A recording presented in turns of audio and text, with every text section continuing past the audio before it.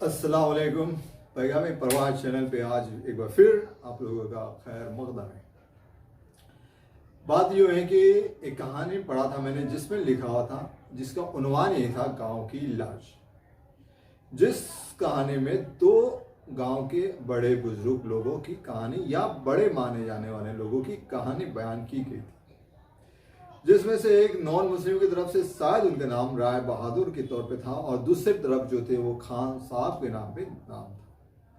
बात दोनों में टकराव की थी, मतलब खींचातानी की थी, अपने नाक ऊंचे रखने की थी। उस कहानी में जो मैं आप लोगों के सामने पेश कर रहा हूँ सिर्फ एक खाका के तौर पे बता रहा हूँ।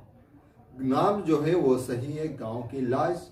अगर आप लोग इसे पढ़ेंगे तो उसकी दिलचस्पी और उसकी गहराई तक पहुंच जाएंगे। तो ये बात था कि एक तरफ ये भी अपने खींचे ताने में थे, दूसरी तरफ वो भी खींचम ताने में थे। बात ये थी कि एक तरफ आला तालीम हासिल करने का रस्म और रिवाज था, दूसरी तरफ वो मैदान थोड़ा खाली था।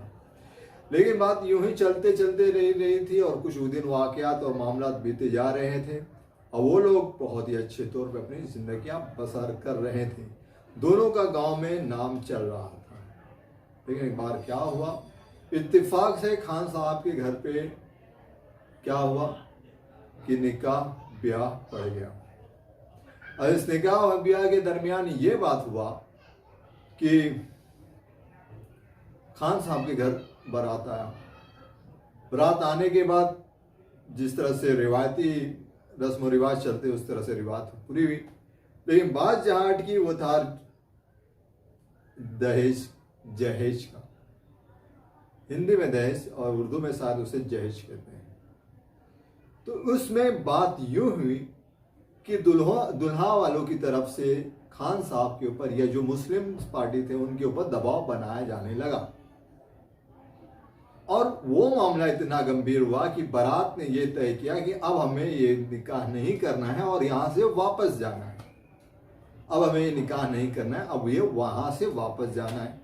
ये बात जो पहुंची खबरों आग की तरह जंगल में फैलते हुए हर एक इंसान के कानों तक पहुंच गया। तो यह बात राय साहब के भी कानों तक पहुंच गया। तो उन्होंने फैसला किया ठीक है, तो उन्होंने गांव के बाहर एतराफ में उन्हें घेरने का प्लान किया या मंसूबाबंद तरीके से उन्हें घेरना चाहा और वो इस मंसूबाबंद सोच के हिसाब से उन्होंने उन लोगों को रोक लिया।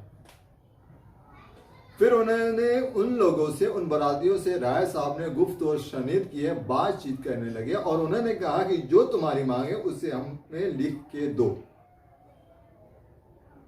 क्योंकि डिग्री या फिर कंप्लेंट वगैरह जो होती थी वो लिखी हुई तहरीर पे ही होती थी। जिसके बाद गुफ्त और शनीद और बहुत सारी बात होने के बाद यह बात तय पाया कि बारात को वापस अपने मंडप, अपने शामियाने में वापस जाना पड़ा। और ये बात जब से ही मामला थमा राय साहब की तरफ से और राय साहब अपने घर की तरफ लौट गए और उस जगह पे उस मामले में ये बात इतनी गंभीर थी कि पूरे गांव की लाश जो है मिल जाती मिट्टी में। अब ये बात सुनने के बाद राय साहब जो है मामला फहम तक पहुंचाने के बाद अपने घर पर लौटे।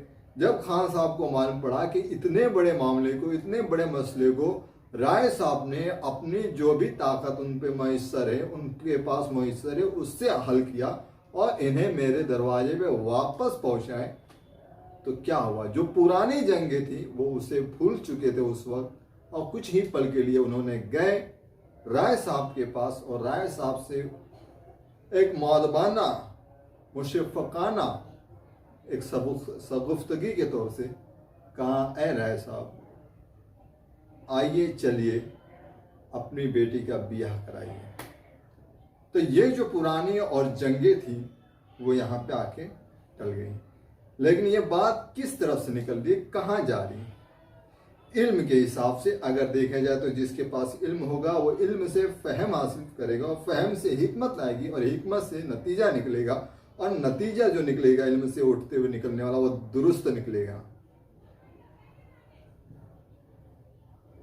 और वही चीज जो थी राय साहब के पास इल्म था जिसके हिसाब से उन्होंने मामले को समझा, दूर बसीरत तक देखा अपनी निगाहों से और इसको हैंडल करने की पूरी कोशिश की, और जो लास्ट में सदियों या कुछ दौर चला था दुश्मनी का, वो थमता हुआ नजर आया, जिससे ये मामला सुलझ गया और हल हुआ। ये सबक का नाम था गांव की लाज।